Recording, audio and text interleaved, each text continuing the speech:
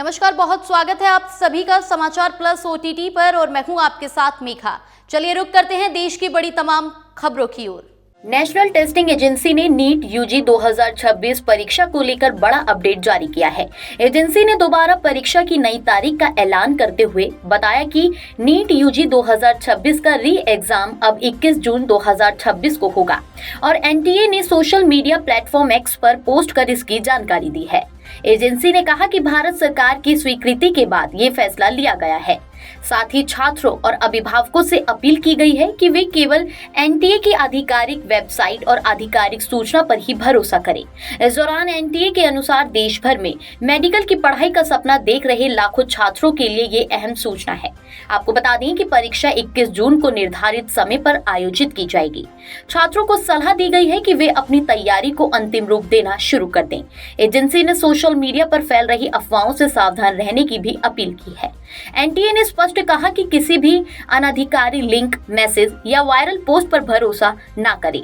परीक्षा से जुड़ी सभी जानकारी केवल आधिकारिक चैनलों के माध्यम से ही जारी की जाएगी।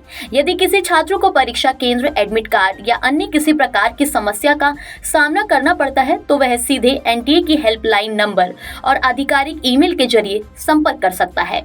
देश में बीते 48 घंटों के भीतर महंगाई ने आम जनता पर चौतरफा असर डालना शुरू कर दिया है। आपको बता दें कि सोना चांदी से लेकर दूध, पेट्रोल, डीजल और सीएनजी तक कई जरूरी चीजों की कीमतों में लगातार बढ़ोतरी हुई है, जिससे लोगों की जेब पर सीधा असर पड़ रहा है। महंगाई का पहला बड़ा झटका सोना और चांदी की कीमतों में उछाल के रूप में देखने को मिला, जहां प्रधानमंत्री नरेंद्र मोदी ने विदेशी मुद्रा बचाने के लिए लोगों से 1 साल तक सोना न खरीदने की अपील की थी।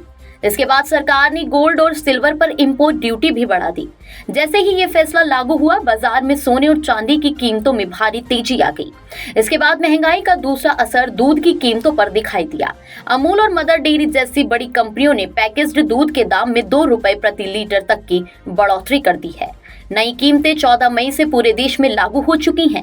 महंगाई का तीसरा जो बड़ा झटका है वो पेट्रोल और डीजल की कीमतों में देखने को मिला, जहां पेट्रोल और डीजल की कीमतों में बढ़ोतरी के रूप में सामने आया है। तेल कंपनियों ने 15 मई से पेट्रोल और डीजल के दाम में करीब 3 रुपए प्रति लीटर तक का इजाफा कर दिया है। महंगाई का चौथा असर सीएनजी उपभोक्ताओं पर पड़ा है। दिल्ली और मुंबई में सीएनजी की कीमतों में 2 रुपए प्रति किलो तक की बढ़ोतरी की गई है। आईपीएल 2026 में मुंबई इंडियंस के युवा बल्लेबाज तिलक वर्मा शानदार फॉर्म में नजर आ रहे हैं, जहां पंजाब किंग्स के खिलाफ धर्मशाला के Himachal Pradesh cricket association stadium में उन्होंने विस्फोटक बल्लेबाजी करते हुए फैंस का दिल जीत लिया। तिलक ने सिर्फ तेज रन ही नहीं बल्कि ऐसा विशाल छक्का लगाया जिसने पूरे स्टेडियम को हैरान कर दिया। पंजाब किंग्स के खिलाफ खेले गए मुकाबले में तिलक वर्मा ने 33 गेंदों पर नाबाद 75 रन की तूफानी पारी खेली। उनके इस इनिंग में 6 चौके और 6 शानदार छक्के शामिल रहे। शुरुआत से ही उन्होंने आक्रामक बल्लेबाजी की और पंजाब के गेंदबाजों पर लगातार दबाव बनाए रखा। तिलक वर्मा का 107 मीटर लंबा छक्का इस मुकाबले का सबसे बड़ा आकर्षण बन गया। उन्होंने गेंद को इतनी ताकत से हिट किया कि वह सीधे स्टेडियम के बाहर जा पहुंची। ये आईपीएल 2026 का अब तक का सबसे लंबा छक्का माना जा रहा है। वहीं तिलक वर्मा की ये पारी मुंबई इंडियंस के लिए बेहद अहम साबित हुई। उनके इस शॉट ने फैंस को रोमांचित कर दिया और सोशल मीडिया पर भी ये वीडियो अब काफी तेजी से वायरल हो रहा है। उत्तर प्रदेश में योगी आदित्यनाथ सरकार के मंत्रिमंडल विस्तार को 5 दिन बीत चुके हैं, लेकिन नए मंत्रियों के विभागों का बंटवारा अब तक नहीं हो पाया है। हालिया विस्तार में कुल 8 नेताओं को मंत्रिमंडल में जगह दी गई थी, जिनमें 2 कैबिनेट मंत्री, 2 स्वतंत्र प्रभार राज्य मंत्री और 4 नए राज्य मंत्री शामिल है। कैबिनेट विस्तार में पूर्व बीजेपी प्रदेश अध्यक्ष भूपेंद्र चौधरी और मनोज पांडे को कैबिनेट मंत्री बनाया गया है। वहीं अजीत पाल सिंह और सोमेंद्र तोमर को प्रमोट कर स्वतंत्र प्रभार राज्य मंत्री का दर्जा दिया गया है। इसके अलावा कृष्णा पासवान, सुरेंद्र दिलेर, हंसराज विश्वकर्मा और कैलाश सिंह राजपूत को राज्य मंत्री बनाया गया है। सूत्रों के मुताबिक अब सबसे ज्यादा मंथन नए मंत्रियों के विभागों को लेकर चल रहा है। खासकर 2 नए कैबिनेट मंत्रियों और स्वतंत्र प्रभार मंत्रियों को कौन सा विभाग दिया जाए, इस पर सरकार और संगठन स्तर पर लगातार चर्चा जारी है। राजनीतिक और सामाजिक समीकरणों को साधने के साथ साथ 2027 विधानसभा चुनाव की रणनीति को ध्यान में रखकर फैसला लिया जा रहा है। इसी बीच मुख्यमंत्री योगी आदित्यनाथ ने गुरुवार को दिल्ली में केंद्रीय गृह मंत्री अमित शाह से भी मुलाकात की। माना जा रहा है कि विभागों के बंटवारे को लेकर मुख्यमंत्री और केंद्रीय नेतृत्व के बीच चर्चा हुई है। सूत्रों के माने तो कुछ विभागों को लेकर अंतिम सहमति नहीं बन पाई है, जिसकी वजह से फैसला लगातार टल रहा है। लखनऊ में समाजवादी परिवार से जुड़े प्रतीक यादव के निधन के बाद शोक की लहर है। अंतिम संस्कार के बाद अब परिवार धार्मिक परंपराओं के अनुसार अस्थि विसर्जन के लिए हरिद्वार रवाना होगा। बता दें, गुरुवार को फूल चुनने की रस्म पूरी करने के बाद भाजपा नेता अपर्णा यादव अपने परिवार के साथ हरिद्वार जाएंगी, जहां गंगा घाट पर विधि विधान से अस्थियों का विसर्जन किया जाएगा। प्रतीक यादव का बुधवार सुबह अचानक निधन हो गया था, जिसके बाद राजनीतिक और सामाजिक गलियारों में शोक का माहौल बन गया है। इस दौरान परिवार की करीबी सूत्रों के अनुसार उनकी तबीयत अचानक बिगड़ने के बाद उन्हें अस्पताल ले जाया गया, जहां डॉक्टरों ने उन्हें मृत घोषित कर दिया। घटना के समय अपर्णा यादव असम में शपथ ग्रहण समारोह में शामिल थी। पति के निधन की सूचना मिलते ही वह तुरंत लखनऊ लौट आई। इसके बाद परिवार और करीबी लोगों ने अंतिम संस्कार की प्रक्रिया पूरी की। अब धार्मिक परंपराओं के अनुसार फूल चुनने की रस्म के बाद अस्थि विसर्जन किया जाएगा। इस दुखद घटना के बाद राजनीतिक और सामाजिक जगत के कई नेताओं ने परिवार से मुलाकात कर शोक संवेदना व्यक्त की है। राजस्थान में पाइपलाइन प्राकृतिक गैस यानी पीएनजी कनेक्शनों के विस्तार को लेकर एक बड़ा कदम उठाया गया है। आपको बता दें कि मुख्य सचिव वी श्रीनिवास ने निर्देश दिया है कि राज्य में पीएनजी कनेक्शनों के वितरण में तेजी लाई जाए और हर दिन औसतन 1000 घरों को गैस कनेक्शन से जोड़ा जाए। उन्होंने लक्ष्य तय किया है कि जून के अंत तक करीब 43,000 नए घरों को पीएनजी नेटवर्क से जोड़ा जाए। इसके लिए उन क्षेत्रों को प्राथमिकता देने के निर्देश भी दिए गए हैं जहां पहले से गैस पाइपलाइन का बुनियादी ढांचा मौजूद है। बैठक में ये भी बताया गया कि राज्य में अब तक 1.53 लाख घरों को पीएनजी कनेक्शन मिल चुका है और 490 सीएनजी स्टेशन स्थापित किए जा चुके हैं।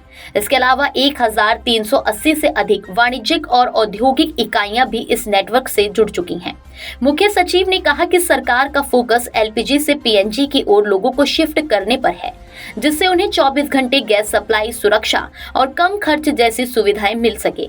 साथ ही उन्होंने जन जागरूकता अभियान को और तेज करने के भी निर्देश दिए हैं। दुनिया भर में हंता वायरस के बढ़ते मामलों ने स्वास्थ्य एजेंसियों की चिंता बढ़ा दी है। आपको बता दें कि WHO ने चेतावनी दी है कि आने वाले कुछ हफ्तों में इस वायरस के और मामले सामने आ सकते हैं। हाल ही में डच क्रूज शिप MV होडियस पर फैले हंता वायरस आउटब्रेक में अब तक 11 लोग संक्रमित पाए गए हैं, जबकि 3 लोगों की मौत हो चुकी है। विशेषज्ञों के मुताबिक ये वायरस आमतौर पर संक्रमित चूहों के मल मूत्र या लार के संपर्क में आने से फैलता है। हालांकि एंडीज स्ट्रेन का ये रूप दुर्लभ माना जाता है क्योंकि यह इंसान से इंसान में ही फैल सकता है, खासकर लंबे समय तक करीबी संपर्क में रहने पर। इसी वजह से कई देशों में यात्रियों को क्वारंटाइन में रखा गया है और स्वास्थ्य एजेंसियां लगातार निगरानी कर रही हैं। WHO का कहना है कि फिलहाल आम लोगों के लिए खतरा कम है और यह कोविड-19 जैसी महामारी बनने की संभावना नहीं दिख रही। फिर भी लोगों को सावधानी बरतने, साफ सफाई का ध्यान रखने और चूहों वाले इलाकों से बचने की सलाह दी गई है। विशेषज्ञों का मानना है कि शुरुआती लक्षण फ्लू जैसे होते हैं, लेकिन बाद में सांस लेने में गंभीर दिक्कत हो सकती है। इसलिए किसी भी तरह के लक्षण दिखने पर तुरंत डॉक्टर से संपर्क करना जरूरी है। प्रधानमंत्री नरेंद्र मोदी की 15 से 20 मई तक होने वाली 5 देशों की यात्रा केवल द्विपक्षीय संबंधों को मजबूत करने तक सीमित नहीं है, बल्कि इसे भारत की वैश्विक कूटनीतिक पकड़ के विस्तार के रूप में भी देखा जा रहा है। ये दौरा संयुक्त अरब अमीरात से शुरू होकर नीदरलैंड, स्वीडन, नॉर्वे और इटली तक जाएगा। इस हाई प्रोफाइल यात्रा के बीच एक दिलचस्प पहलू ये भी है कि अलग अलग देशों की मुद्राओं में भारतीय रुपये की क्या स्थिति है। आपको बता दें कि संयुक्त अरब अमीरात में भारत के 1000 रुपए की कीमत लगभग 48.37 दिरहम के बराबर होती है। ये भारत और यूएई के मजबूत व्यापारिक संबंधों को दर्शाती है। नीदरलैंड और इटली दोनों यूरो EUR का उपयोग करते हैं। यहाँ भारत के 1000 रुपए की वैल्यू लगभग 8.96 यूरो रह जाती है, जो रुपए की अंतर्राष्ट्रीय क्रय शक्ति को दर्शाती है। स्वीडन में भारतीय 1000 रुपए करीब 32 स्वीडिश क्रोना के बराबर होते हैं। ये देश अपनी टेक्नोलॉजी और इनोवेशन आधारित अर्थव्यवस्था के लिए जाना जाता है। वहीं नॉर्वे में 1000 रुपए की कीमत लगभग 97.11 नॉर्वेजियन क्रोन के बराबर होती है। ऊर्जा संसाधनों और उच्च प्रति व्यक्ति आय के कारण नॉर्वे की मुद्रा वैश्विक स्तर पर मजबूत मानी जाती है। कुल मिलाकर ये यात्रा जहां एक तरफ भारत की विदेश नीति और कूटनीति को मजबूत करती है, वहीं दूसरी तरफ वैश्विक बाजार में रुपए की स्थिति और आर्थिक वास्तविकता को भी सामने लाती है। प्रधानमंत्री नरेंद्र मोदी द्वारा वैश्विक ईंधन संकट के मद्देनजर ऊर्जा बचत और मितव्ययिता की अपील का असर अब मध्य प्रदेश की शासन व्यवस्था में साफ दिखने लगा है। आपको बता दें कि मुख्यमंत्री मोहन यादव नई दिल्ली प्रवास के दौरान अपने भारी भरकम कारकेड काफिले को छोड़कर शिवाजी स्टेडियम से दिल्ली एरो सिटी तक मेट्रो ट्रेन में सफर किया। मेट्रो के सफर के दौरान मुख्यमंत्री एक आम नागरिक की तरह सह यात्रियों के बीच पहुंचे। इस दौरान जनता के साथ उनके आत्मीय संवाद की कुछ खास झलकियां भी देखने को मिली। दरअसल कुछ महिला यात्रियों ने मुख्यमंत्री से कहा कि वे मध्य प्रदेश घूम चुकी हैं और वह बहुत खूबसूरत है। सीएम यादव ने मुस्कुराते हुए उन्हें धन्यवाद दिया। कुछ यात्रियों ने प्रदेश की जनहितकारी योजनाओं की जानकारी ली और उनकी सराहना भी की। इस दौरान मुख्यमंत्री ने इस यात्रा के जरिए ग्रीन मोबिलिटी और आधुनिक सार्वजनिक परिवहन के उपयोग को बढ़ावा देने का प्रेरणादायी संदेश भी दिया। दिल्ली के रोहिणी जिले के विजय विहार थाना क्षेत्र के बुद्ध विहार इलाके से एक दर्दनाक हादसा सामने आया है, जहां नाले में गिरने से एक युवक की दर्दनाक मौत हो गई। घटना के बाद इलाके में हड़कंप मच गया। इस दौरान स्थानीय लोगों के अनुसार युवक नशे की हालत में था, जिसके कारण वह संतुलन खो बैठा और नाले में जा गिरा। आसपास मौजूद लोगों ने घटना की सूचना तुरंत पुलिस को दी। सूचना मिलते ही विजय विहार थाना पुलिस मौके पर पहुंची और शव को नाले से बाहर निकालकर कब्जे में लिया। इसके बाद शव को पोस्टमार्टम के लिए नजदीकी अस्पताल भेज दिया गया है। फिलहाल मृतक युवक की पहचान नहीं हो पाई है। पुलिस के अनुसार उसकी उम्र करीब 25 से 30 वर्ष के बीच बताई जा रही है। मामले की जाँच जारी है और आसपास के क्षेत्रों में युवक की पहचान के प्रयास भी किए जा रहे हैं। मैं यहाँ से गुजर रहा था काम के लिए। मैं देखा कि पुलिस वाले खड़े थे, एक लाश थी इसके अंदर, तो पुलिस वाले उसको निकाल रहे थे। मैंने देखा ये तो लगभग 25-26 साल के आसपास का है। नहीं पता नहीं इस बात का, तो अब नहीं मेरे को नहीं पता। मैं तो वही जा रहा था काम पे। अब पुलिस वालों ने निकाला उसको। अब पुलिस वाले निकाल के ले गए हैं, जो होगा वही देखेंगे। फिलहाल इस खबर में मेरे साथ इतना ही। इसी तरह की तमाम बड़ी खबरों को जानने के लिए देखते रहिए समाचार प्लस OTT।